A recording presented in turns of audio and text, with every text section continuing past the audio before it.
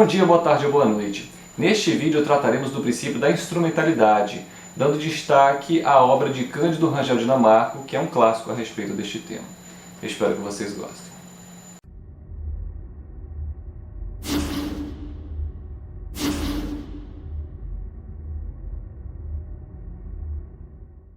Muito que bem, meus diletos. Vamos abordar ainda que brevemente o princípio da instrumentalidade. Tá? Daí eu botei esse instrumento aqui, um tanto quanto arcaico de instrumento musical. Você pode chamar de instrumento musical, imagina, mas um instrumento para se ouvir música, né? Disco de vinil, uma vitrola, uma antiga vitrola, que não deixa de ser um instrumento para se ouvir música, né? Então vamos ver, eu separei algumas questões interessantes para vocês. Então, para falarmos de instrumentalidade, primeiro nós temos que lembrar de algumas fases da ciência do processo. Vocês encontram isso na doutrina, inclusive na obra que eu sempre menciono, de autoria de Antônio Carlos de Araújo Sintra, Ada Pellegrini Grinover e Cândido Rangel Dinamarco, a obra Teoria Geral do Processo. Eles falam dessas fases da ciência do processo. Então, houve uma época, né, lá até o final do século XIX, que é a fase denominada de sincretismo, ou praxismo, né? Alguns falam praxismo, né? Mas eu acho estranho, enfim. Essa fase sincrética, nessa fase, não se fazia distinção entre o direito material e o direito processual. Isso até o final do século XIX. Depois veio a fase da autonomia científica, ou do processualismo, né? A fase da autonomia, fase científica, ou do processualismo, que foi até meados do século XX. Então, nessa fase, se passou a fazer distinção entre direito processual e direito material. Né? Para exemplificarmos, você pode imaginar um diploma legal que trate de direito processual, o Código de Processo Civil, o Código de Processo Penal. Um diploma legal que trate, né, na maioria das suas normas, né, de direito material, a título de exemplo, o Código Civil ou Código Penal. Né? Então, a doutrina passou a fazer essa distinção entre o direito material e o direito processual. E aqui houve um exagero, porque houve uma certa queda de braço, muitos autores querendo destacar a relevância maior do direito material, outros querendo destacar que havia uma importância, né, maior do direito processual, do direito material. Enfim, uma discussão hoje superada, porque na verdade esses ambos do direito se complementam, se integram, né, fazem parte do mesmo sistema. Enfim. E lá por volta da década de 60 do século passado, se passou a falar de instrumentalismo.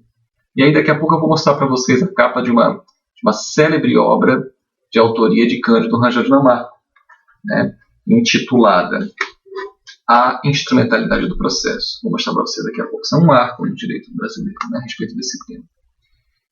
E na atualidade se fala em neoprocessualismo, em formalismo valorativo. Alguns preferem pós-positivismo, um termo estranho, porque parece que qualquer coisa depois do positivismo não é pós-positivismo. São termos mais atuais, mais modernos. Para muitos, a gente ainda vive essa fase do instrumentalismo.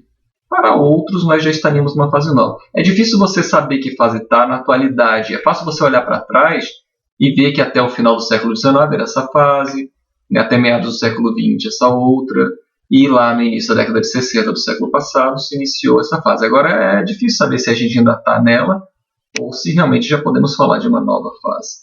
Isso daqui a 10, 20 anos talvez fique mais fácil de evidenciar. Quem pensa que nós já estamos vivendo uma nova fase, acha que ali no final da década de 90, do ano 2000 para cá, já se pode falar em neoprocessualismo, que é uma decorrência do neoconstitucionalismo, né? É um tema novo, ainda tem muita controvérsia sobre esse tema. Eu gosto mais da expressão formalismo valorativo. Vou até o final recomendar uma leitura para vocês a respeito desse tema. Tá?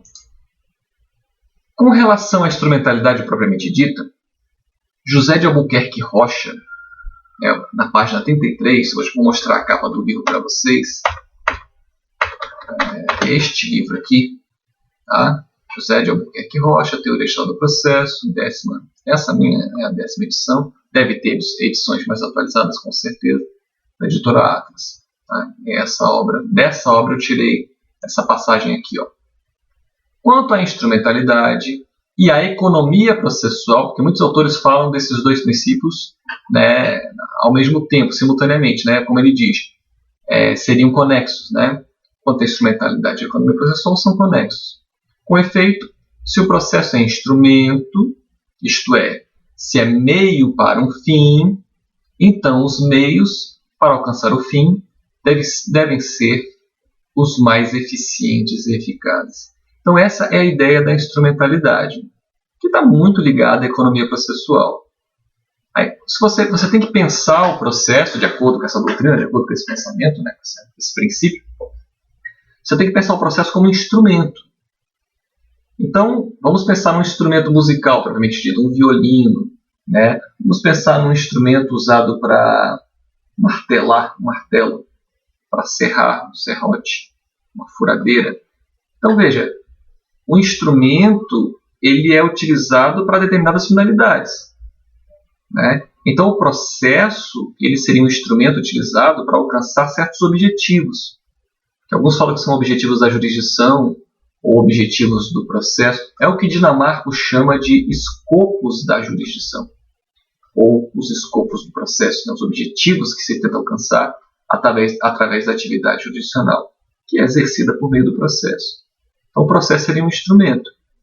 E a ideia de economia processual seria extrair o máximo da prática de cada ato processual.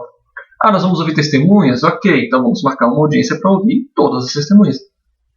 Esse é o ideal, a fins de economia processual, que está ligado, como bem destacado por José de Albuquerque Rocha, essa ideia de eficiência e de eficácia. Ok? Mais uma colocação a respeito do tema para vocês. Agora de José Roberto dos Santos Bedac. Vou mostrar a capa do livro para vocês. É essa obra aqui, tá? José dos Santos Bedac, Direito e Processo, Influência do Direito Material sobre o Processo. A minha terceira edição, certamente tem edições mais recentes, da Malheiros Editores. Okay? Então, segundo Bedac, a partir da premissa de que é necessário relativizar o binômio direito-processo, e surge como consequência inexorável, ou seja, inevitável, né, a relativização das nulidades processuais, que passa a ser considerada à luz dos princípios da instrumentalidade das formas e do prejuízo. Isso aqui, quando se estuda a nulidade, é indispensável se falar de instrumentalidade. E aí o que Dinamarco também fala, vou daqui a pouco mencionar a obra dele. Ora, se o processo é um fim, e o fim de um ato processual especificamente, ele foi alcançado, não se fala em nulidade. Tá? Não pode ter um apego exagerado à forma, essa que é a questão, que muitas vezes, inclusive, implica numa maior morosidade do processo. Um apego exagerado à forma, a forma pela forma. E aí a leitura que eu vou indicar para vocês afinal vai ser muito interessante para entender bem isso. Gente, o processo é um instrumento. Se o objetivo do ato foi atingido, não há de se falar em nulidade. Tá? Certa vez, eu sempre falo disso em sala de aula. Parece piada, mas isso realmente aconteceu há muitos anos atrás. Fui uma audiência perante um juizado especial civil, e quando foi aberta a audiência, o colega desavisado, não atento ao princípio da instrumentalidade das formas, ele abriu a audiência e ele pediu a palavra, né, pela ordem, excelência. O juiz, pois não. Falou, não pode ter audiência. O juiz, tá, mas por que não pode ter audiência? Porque meu cliente não foi intimado para vir para a audiência. Tá, ele não foi intimado? Não foi. Aí o juiz olhou o processo, né? Falou, realmente, não estou vendo aqui mandado de intimação para ele. Tá? Mas como é que o senhor soube da audiência? Eu soube da audiência porque eu vi o andamento do processo no site do tribunal e vi que haveria audiência hoje. Ele, tá, juiz, né? Ok. E cadê seu cliente? Não, ele está aí. Seu cliente veio? Veio. E as testemunhas? Não, também está aí. Está todo mundo aí? Tá.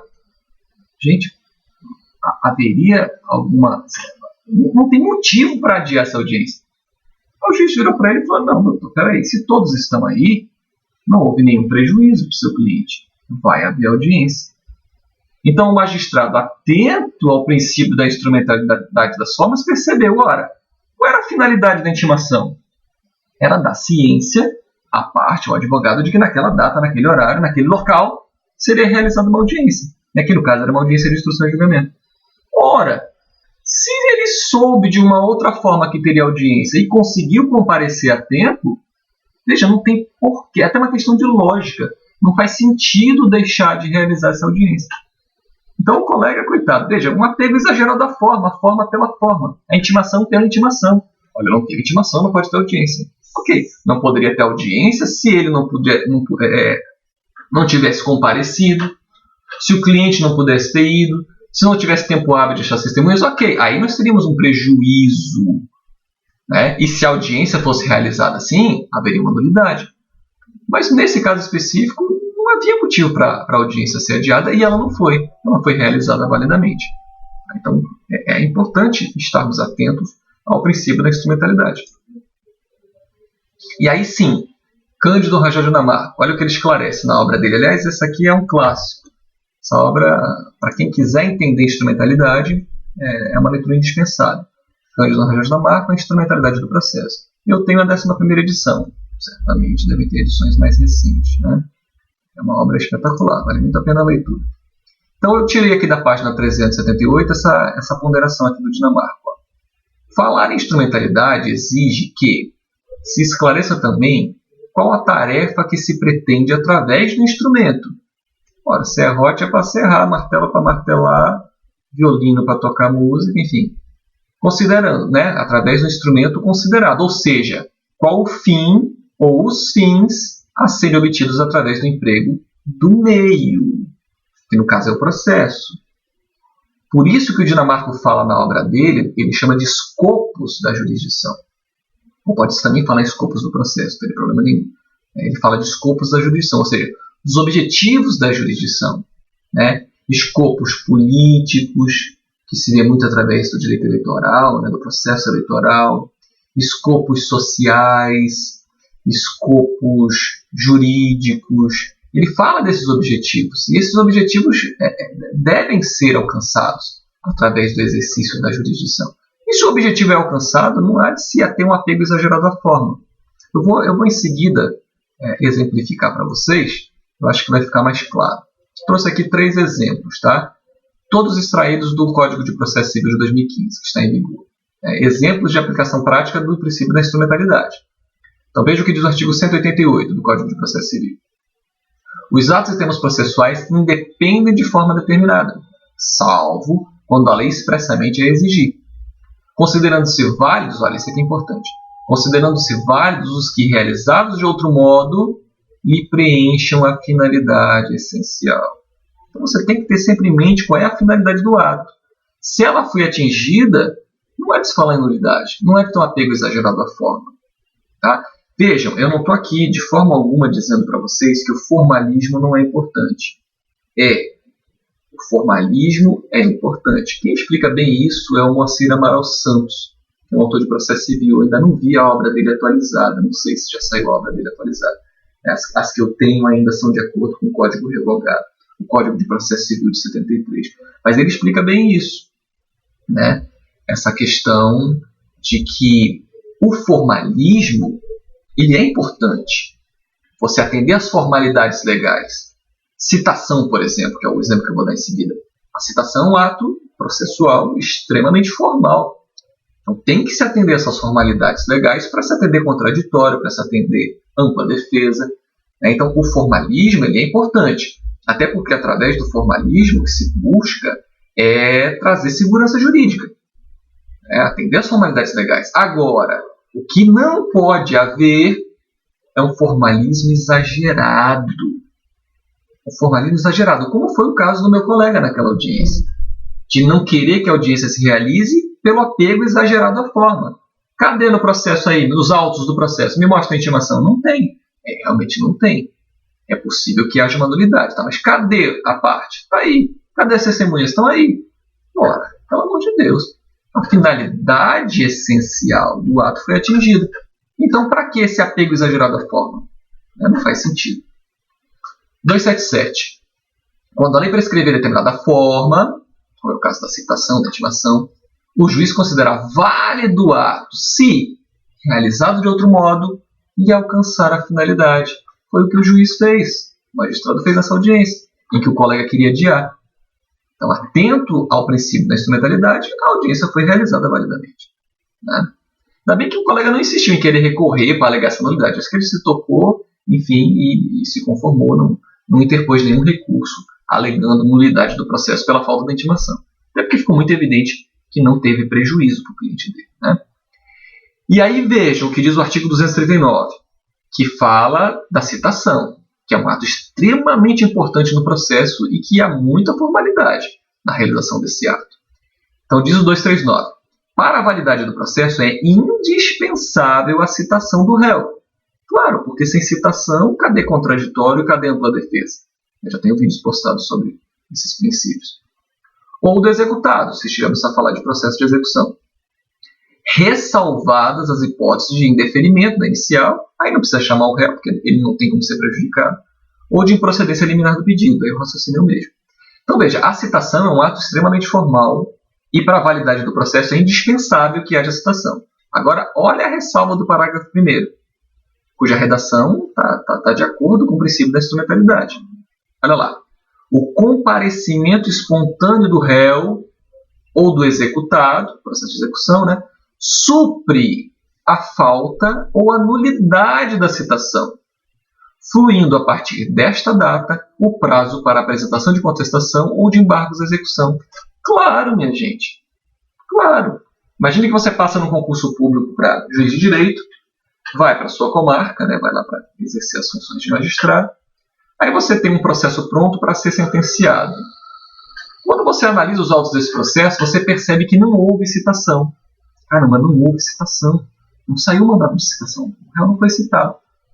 Só que olhando com mais atenção os autos do processo, você percebe que o réu compareceu, constituiu advogado, fez a sua defesa, produziu prova. E aí? Existe alguma nulidade? Não teve citação. Opa! Para a validade do processo é indispensável a citação. Sim, mas houve o comparecimento espontâneo do réu. Então veja, qual é a finalidade do ato? Qual é a finalidade da citação? É exatamente dar ao réu a oportunidade de, caso ele queira, né, ele exerça o seu direito de defesa. Ora, se mesmo sem a citação o réu conseguiu exercer o seu direito de defesa, não há nenhuma nulidade, não há prejuízo. Temos que estar atentos ao princípio da instrumentalidade, tá? Ou da instrumentalidade das formas, como alguns preferem falar. Então, por fim, eu vou fazer uma recomendação de leitura para vocês, tá? Indicação de leitura. Vocês acham isso aqui facilmente na internet. É só colocar esse critério aqui, ó. O formalismo valorativo no confronto com o formalismo excessivo. Já é um passo adiante na instrumentalidade, né? Porque o formalismo valorativo, segundo o professor Carlos Alberto Alvaro de Oliveira, né, é a ideia de você não querer a forma pela forma. Isso seria um formalismo excessivo. Você tem que estar atento de que a formalidade é importante, sem dúvida, mas desde que preserve o valor maior que serve de fundamento para esse formalismo, né? E, sobretudo, a partir do texto constitucional. Então, é uma leitura muito interessante, vale a pena, eu recomendo. Vocês acham isso com facilidade na internet. Ok? Lembro sempre, isso aqui é uma apertadíssima síntese do tema, muito mais a ser dito, lido, pesquisem, estudem. A minha intenção aqui é apenas despertar em vocês o interesse pelo tema. Por hoje é só. Meu Deus, eu queria fazer um negócio aqui e não está dando certo. Agora sim. Até a próxima.